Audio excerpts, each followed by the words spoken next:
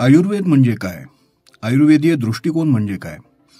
याची उत्तरं सामान्य व्यक्तीला समजावीत ना, म्हणून आता याच्या पुढची काही प्रकरणं आपण बोलणार आहोत. वैद्यक क्षेत्रातील व्यक्तींना कदाचित हे लेखन किंवा हे वाचन अपुरं वाटेल, संपूर्ण वाटणार नाही, पण लेखनाचा केंद्रबिंदू जो या क्षेत्रातील नाही तो आहे. अनेक समज गैरसमज समाजात असतात, तसे ते आयुर्वेदाविषयीही आहेत. जीवनाचं शास्त्र म्हणजेच आयुर्वेद. शरीर, मन, आत्मा, इंद्रिय यांचा संयोग म्हणजे आयुष्य. आणि ते टिकवायचे, जगायचे आणि फुलवायचे असेल ना, तर ते कसं हे शिकवणारं शास्त्र म्हणजेच आपला आयुर्वेद.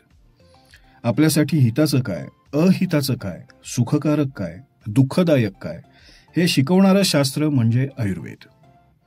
आपला देह पृथ्वी, आप, तेज, वायू व आकाश या पंचमहाभूतांनी बनलेला आहे. त्याचं भरणपोषण सुद्धा याच पंचमहाभूतांच्या मदतीनं होत असतं. बाह्य सृष्टीतील ही पंचमहाभूतं शरीरासाठी उपकारक व्हावीत यासाठी त्यांचं रूपांतर पचनसंस्थेच्या मदतीने शरीर घटकात होऊन शरीराचं पोषण होतं. हे 3 दोष शरीराचे धारण करतात, आयुष्य टिकून ठेवतात. वात, पित्त आणि कफ यांचं संतुलन प्राणीमात्रांचे आरोग्य निरोगी ठेवण्यास आवश्यक असतं.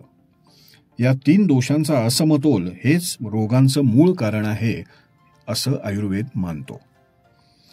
श्वसनक्रिया अखंड चालू ठेवणं, मलमूत्र यांना बाहेर टाकणं किंवा त्यांचं विसर्जन करणं, योग्य प्रमाणात शरीरातील पेशींना योग्य आहार व पोषण मिळणं, ज्ञानेंद्रिय, कर्मेंद्रिय व मन यांचं कार्य उत्तमरित्या सुरळीत पार पाडणं हे वातदोषाचं महत्त्वाचं कार्य.